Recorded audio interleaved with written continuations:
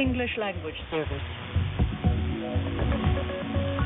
The 13th of February is World Radio Day, and in today's broadcast we'll be celebrating, as is our duty as a broadcaster. Once upon a time we heard that video killed the radio star. Well, not quite, as radio is still the most trusted media source of information worldwide.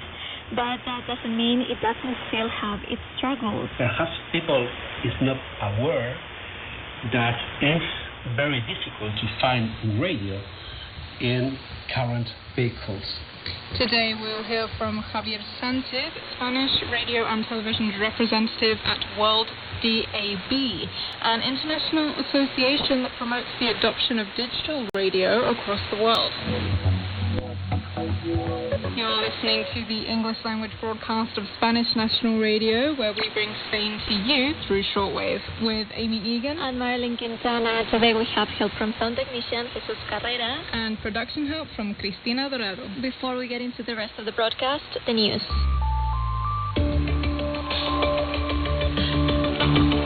For the first time, workers who earn the minimum wage in Spain will have to pay income taxes.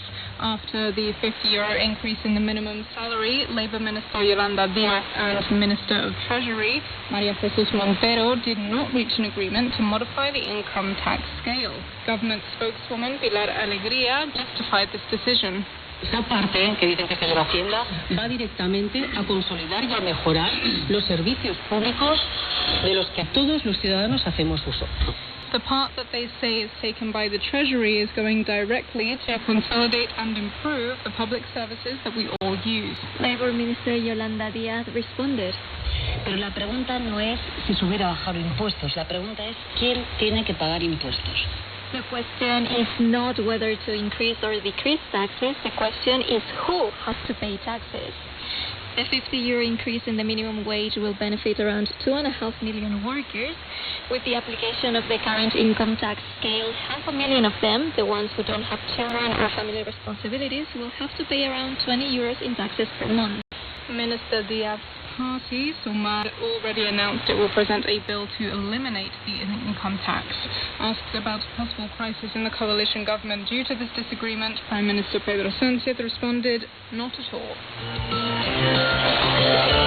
On Tuesday, the Council of Ministers approved the regularization of some 25,000 migrants who were affected by the Dana storm that devastated the region of Valencia back in October.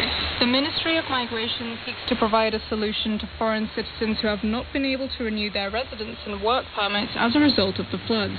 The extraordinary regularization includes the automatic renewal of study and residence permits, as well as the extension of resident permits to 1 year for those migrants who lived in the area, and 5 years for relatives of migrants who lost their lives in the storm. NGOs welcomed the news but point out the difficulties in registering and ask the government for flexibility. Jimena Medina from Oxfam Intermon asks for another way to prove that they reside and work there and that they were affected. Que no sea la única forma de demostrar que residen o trabajaban allí y que han sido afectados. The last regularization process of this kind in Spain took place in 2005 in response to the 11th of March terrorist attacks. Airline company Ryanair launched a campaign in which Spanish Minister Pablo Bustinduy appears dressed as a clown and with the slogan, "Book crazy prices before the clown raises them." The campaign is responding to the fines imposed by the Ministry of Consumer Affairs on 5 low-cost airlines, including Ryanair, for charging extra fees for hand luggage or reserving adjacent seats. The cost of the fines amounts to €179 million. Ryanair's CEO Michael O'Leary once again called Minister Bustinduy a crazy communist politician, reiterated his request to withdraw the sanctions, and threatened to raise ticket prices. And we cannot be forced by some crazy communist politician here in Spain using some General Franco legislation from 1960 to redraw the way airlines operate across Europe. Minister Bustinduy responded by saying that he was not offended. No es mi estilo participar de las excentricidades de ningún millonario extranjero y además a mí honestamente esto no me ofende. A mí lo que me ofende es cómo trata Ryanair a los consumidores españoles. It's not my style to participate in the eccentricities of a foreign millionaire, and honestly, I'm not offended by this.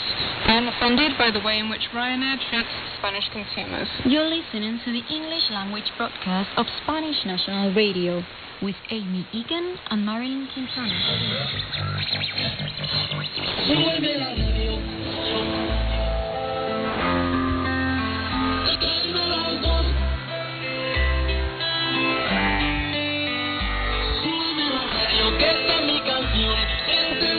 The 13th of February is World Radio Day, established by the UNESCO to promote international cooperation between broadcasting organizations and access to information and freedom of expression through the airwaves.